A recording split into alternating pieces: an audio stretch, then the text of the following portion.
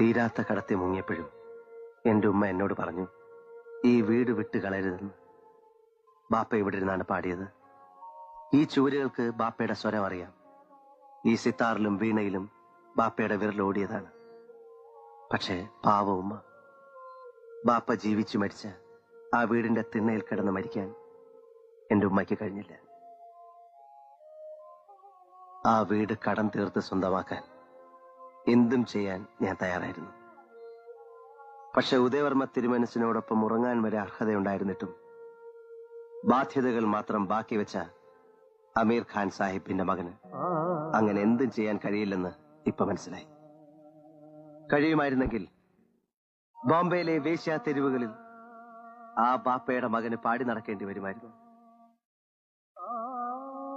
തിരുമനസ്, ഞാൻ ചെയ്തു പോയ തെറ്റിന് ഒരു പഴയകാല സുഹൃത്തിന്റെ മകൻ എന്ന നിലയിൽ മാപ്പ് തരാൻ കനിവുണ്ടാകും.